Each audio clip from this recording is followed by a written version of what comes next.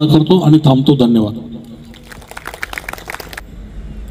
आज आपण सर्वजण आपल्या तालुक्यामधील कॅन्सर तज्ञ डॉक्टर अमोलजी डुमरे यांनी उभे केलेल्या सिक्युअर कॅन्सर हॉस्पिटलच्या उद्घाटनाच्या निमित्ताने व्यासपीठावर उपस्थित आपल्या तालुक्याचे आमदार सन्माननीय अतुल शेठ बेनके, सांप्रदायिक क्षेत्रामध्ये ज्यांचं खूप मोलाचं योगदान आहे ते हरिभक्तपरायण शंकर महाराज शेवाळे, डॉक्टर सदानंदजी राऊत, त्याचप्रमाणे आनंदराव चौगुले साहेब, त्याचप्रमाणे तुषारजी थोरात, तसेच माऊली शेठ कुराडे, त्याचप्रमाणे आमचे मित्र सन्माननीय मोहितजी ढमाले, अंकुशराव आमले, विनायकराव तांबे, त्याचप्रमाणे ज्यांनी चांगल्या प्रकारे एका सुपुत्राला घडवलं त्या मातोश्री निर्मलाताई डुमरे, डॉक्टर अमोलजी डुमरे, त्यांच्या सौभाग्यवती सारिकाताई आणि त्यांना साथ देणारे कराळे साहेब, त्यांचे सासरे, आणि ज्यांनी आपणा सर्वांना मार्गदर्शन केलं की या कॅन्सर क्षेत्रामध्ये जसं डॉक्टर अमोल डुमरे यांचं नाव आहे तसंच सर्पदंश असेल किंवा हार्ट याच्यामध्ये ज्यांचं स्पेशालिटी आहे ते डॉक्टर सदानंदजी राऊत, आणि उपस्थित समोर बसलेले सर्व क्षेत्रातील मान्यवर पत्रकार. मी विशेष करून मी समोर पाहिलं अतुल शेठ, काही पेशंट देखील आहेत, काही पेशंटचे नातेवाईक देखील आहेत की खऱ्या अर्थानं डॉक्टर अमोल डुमरे यांच्या माध्यमातून त्या कुटुंबाला योगदान मिळाल्यानंतर डॉक्टर हा परमेश्वराच्या समान ही लोक त्या ठिकाणी मानतात. त्या सर्वांचं देखील मी मनापासून हार्दिक स्वागत करतो. या भागामध्ये कॅन्सर हॉस्पिटलची गरज आहे की नाही हे देखील डॉक्टरांनी सांगितलं. ज्यावेळी इंद्रायणी हॉस्पिटल आळंदीला सुरू झालं, डॉक्टर गोसावी देखील तिथं आहेत आमचे मित्र, तेव्हा देखील सर्व लोक म्हणत होते की इथं एक सुद्धा गाडी दिसत नाहीत, पेशंट देखील नाहीत, हे हॉस्पिटल चालेल की नाही, ही 10 वर्षाची परिस्थिती होती. आज इंद्रायणी हॉस्पिटलला केमो असेल, रेडिएशन असेल, त्याला देखील नंबर त्या ठिकाणी लागत नाही. अमोल डुमरे यांनी हॉस्पिटलच्या संदर्भात किंवा आजाराच्या संदर्भात आजार आल्यानंतर काय करायचं यासाठी तर ते प्रयत्न करतात, परंतु हा आजार आपण कसा टाळू शकतो यासाठी देखील त्यांचे गावोगावी व्याख्यानं देखील झालेले आहेत. व्यासपीठावरती मी ज्यांचा उल्लेख केला ते दोन्ही डॉक्टर्स आणि सांप्रदायिक क्षेत्रातील शंकर महाराज शेवाळे, की अनेक कार्यक्रमांच्या निमित्ताने आपणा सर्वांना देखील माहिती आहे की ज्यावेळी आपल्या गावोगावी सप्त्याचा कार्यक्रम होत असतो त्यावेळी पहिला प्रयोग मी आमच्या गावामध्ये थापलिंगच्या सप्त्यात केला.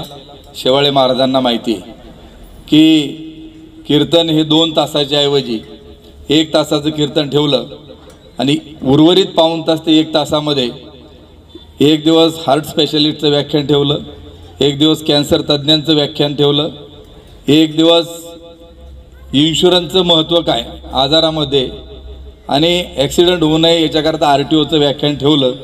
सुरुवातीला काही लोकांना ते वाईट वाटलं की कीर्तनामध्ये हा कार्यक्रम नको पाहिजे होता, परंतु खऱ्या अर्थाने लोक जर कुठं शांतपणे प्रबोधन ऐकायला जमत असतील तर ते सांप्रदायिकच्या ठिकाणी, आणि आपण सगळेजण सकाळी दशक्रिया विधीच्या निमित्ताने ज्यावेळी जातो त्यावेळी 1 तास 2 तास लोक बसलेले असतात. म्हणून अनेक वेळा शंकर महाराज शेवाळ्यांनी सर्व महाराजांना मी सांगितलं की तुम्ही प्रवचन करत असताना 20 मिनिट सांप्रदायिकच्या याच्यावरती बोला आणि राहिलेले 5 ते 10 मिनिट आरोग्याच्या याच्यावरती बोलावं, आणि म्हणून सर्व महाराज मंडळी आज आरोग्याच्या याच्यावर बोलतात. ही एक काळाची गरज आहे. आज मला आपणा सर्वांना या निमित्ताने सांगायचे की मधल्या काळामध्ये आम्ही एक प्रयोग केला की डॉक्टर अमोल डुमरे साहेबांना मी विनंती केली की आम्ही काही महिला तुमच्याकडे तपासणी करता घेऊन येऊ, तुम्ही काहीतरी डिस्काउंट रेटमध्ये त्यांच्या तपासण्या केल्या पाहिजेत. एका कार्यकर्त्याने ठरवलं होतं की वाढदिवसाला ₹1,00,000 खर्च करायचा. त्याला म्हटलं तो आपण करू नको. आम्ही पिंपरखेडच्या 24 महिला आणल्या तर त्याच्यामध्ये साधारणतः 4 महिलांना कॅन्सर सदृश लक्षणं जाणवली.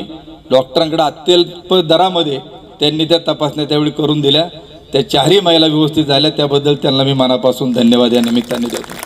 म्हणून माझी संकल्पना अशा प्रकारची राहील की या पुढच्या कालखंडामध्ये नेत्यांचे किंवा कोणाचे वाढदिवस करत असताना तुम्ही घरगुती पद्धतीने कराच, पण जो तुम्हाला खर्च तिकडे करायचा आहे तर त्याच्यातला काही हिस्सा हा आरोग्याच्या संदर्भामध्ये आपण करावं. त्या डॉक्टरांकडे उदाहरण म्हणून सांगतो की महिलांमध्ये 35 नंतर स्तनाचा कॅन्सरचं प्रमाण वाढते. तर अशा वेळी मॅमोग्राफी सारखी टेस्ट आहे 500-600 रुपयामध्येच ती होते. आपण जर आता कुणी धाडसाने येणार नाहीत किंवा लोक आजार देखील झाकून ठेवण्याचा प्रयत्न करतात. ती 2 उदाहरणं त्यांनी सांगितली. परंतु डॉक्टर पुढं काही आपल्याला झाकून ठेवता येत नाही. योग्य वेळी आपल्याला त्याचं मार्गदर्शन घ्यावंच लागतं आणि ट्रीटमेंट देखील आपल्याला घ्यावी लागते. आणि म्हणून तर या काही ज्या टेस्ट आहेत त्याबाबत देखील जागृती होणं गरजेचं आहे. आपण त्या कराव्यात. सिरम इन्स्टिट्यूटने देखील डॉक्टरांना माहिती की आता एक लस संशोधन केलेलं आहे की साधारण 13 ते 14 वर्षाच्या आतील मुलींना जर दिली तर पुढच्या काळामध्ये कॅन्सर टाळता येऊ शकतो. तर अशी जी काही संशोधनं होत आलेली आहेत तर याची जागृती होणं अत्यंत गरजेचं आहे. पुढच्या टप्प्यामध्ये आमदार साहेबांना मला सांगायचं आहे की जसं त्यांनी महात्मा फुले आरोग्य योजनेच्या संदर्भात उल्लेख केला, योजना शासनाच्या चांगल्या जाहीर होतात, परंतु निधी हा जर प्राप्त झाला नाही किंवा त्या की कोणत्या हॉस्पिटलमध्ये आपल्या इथं आहेत. तुम्ही आता एक सांगितलं की मुख्यमंत्री सहायता निधी पत्र जर गेलं आमदारांचं किंवा खासदारांचं पंतप्रधान निधीमधून तर त्याची मदत येते. तसं महात्मा फुले योजना जी आहे तर ती आपल्या तालुक्यामध्ये कोणत्या कोणत्या हॉस्पिटलला आहेत हे देखील आपण सर्वांनी सांगणं गरजेचं आहे. म्हणजे लोक त्या ठिकाणी जातील. आणि त्याच्या पुढच्या टप्प्यामध्ये की एक कायदा अशा प्रकारचा झाला पाहिजे. आम्ही नितीनजी गडकरी साहेबांना देखील भेटलो की मोठ्या प्रमाणात ॲक्सिडेंट होतात, परंतु गाडीचा 100% इन्शुरन्स पास होतो आणि माणूस दरवर्षी तो रिन्युअल करतो. तशाच प्रकारे प्रत्येक माणसाचा कुटुंबातील व्यक्तींचा देखील इन्शुरन्स या पुढच्या काळामध्ये होणं ही काळाची गरज आहे. एक उदाहरण सांगतो. याच तालुक्यामधला आमचे मित्र हरिभाऊ शेठ वायकर यांच्या पत्नीला कॅन्सर झाला. 1,18,00,000 रुपये खर्च झाला. डॉक्टरांकडे पेशंट येत होता, अनेक हॉस्पिटलला ते गेल्या, परंतु शेवटी ती माता कंटाळी तिनं सांगितलं मला कुठल्या हॉस्पिटलला जायचं नाही. पैसा असून आजार बरा देखील नंतरच्या टप्प्यामध्ये होऊ शकत नाहीत. म्हणून योग्य वेळी निदान आणि योग्य वेळी उपचार.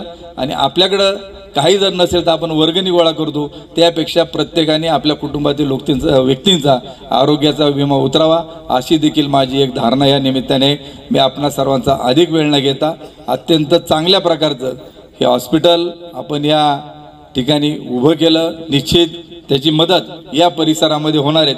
आणि आमची चर्चा पण झाली का हॉस्पिटल इथंच का काढायचं. तर तुमच्या माझ्या दृष्टीनं त्यांनी जो आकडा सांगितला की वर्षाला 15 लाख आणि अजून 20 वर्षानंतर WHO जे म्हणणं आहे ते दुप्पट होईल.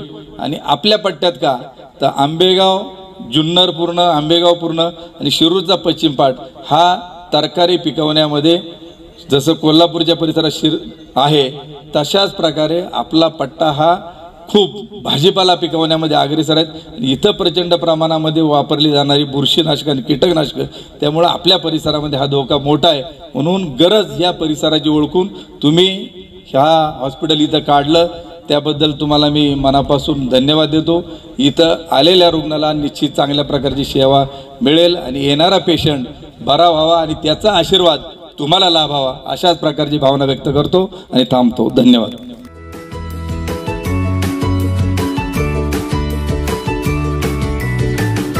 बातम्या शेतीच्या, बातम्या मातीच्या, बातम्या अन्यायाच्या, गुन्हेगारीच्या,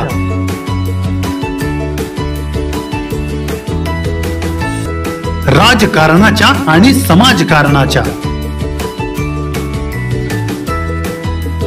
शोषणाविरुद्ध बुलंद आवाज, जनसामान्यांच्या हुंकाराची गाज, सत्कार्याला प्रोत्साहन, दुष्कृत्याला अनुशासन,